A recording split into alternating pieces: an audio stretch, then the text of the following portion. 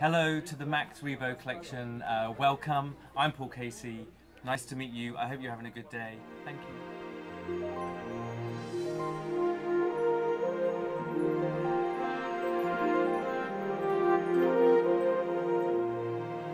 Hey, salut à vous, bienvenue sur The Max Rebo Collection. Alors pour ceux qui ne le sauraient pas, l'homme que vous voyez dans l'intro de la vidéo est Paul Casey qui interprète l'amiral Radius dans Star Wars Rogue One. Et je vais tout de suite procéder à la review de cette figurine tirée de la Wave 4, de la vague 4 des figurines Star Wars Rogue One, vague qu'on n'est pas prêt, je pense, de trouver en France. Pour vous dire, moi j'ai eu un coup de bol, je l'ai trouvé durant mes vacances en Angleterre. Alors cette vague comprenait également le lieutenant Sepfa et Galen Erso, entre autres.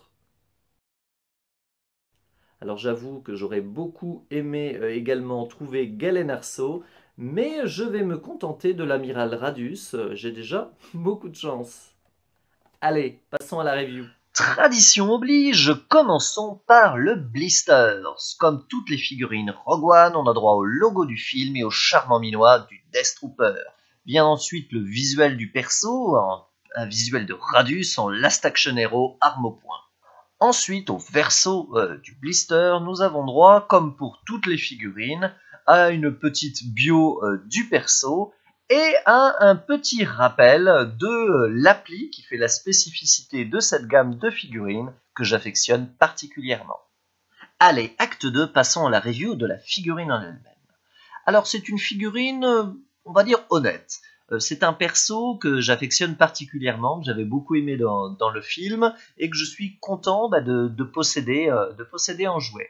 Après, au niveau des finitions, on est sur quelque chose d'assez basique, un peu comme toutes les figurines de cette gamme. Niveau accessoires, tout d'abord, on en a deux. On a ce petit blaster, bien que la figurine, enfin le perso n'en est pas dans le film, qui est le blaster classique des rebelles, et il est à déplorer l'absence de finition au niveau de la peinture de cette arme. Ensuite, il y a un autre Mega Gun qui accompagne la figurine. Là, on est clairement sur du jouet, avec un lance-missile classique pour amuser les petits enfants. Alors maintenant, passons au visage, qui, comme l'amiral Akbar, dispose d'un mécanisme qui permet de lui ouvrir la bouche. Bon, un mécanisme marrant qui permet à la figurine d'avoir deux expressions différentes, mais après, bon, qui reste assez visible.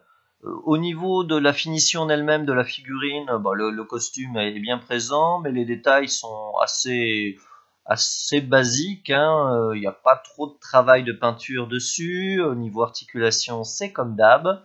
Voilà, bon, si le visage est plutôt bien peint au niveau de son gloître, de ses yeux, voilà. C'est une jolie, voilà, une figurine honnête.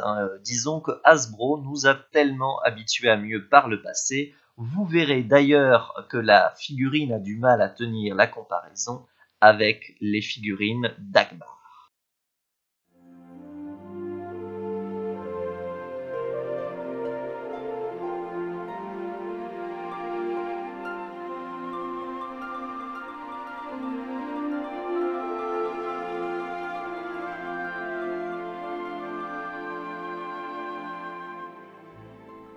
Et si on testait ce lance-missile? Je sens qu'il y a encore un truc qui va nous tomber dessus, là.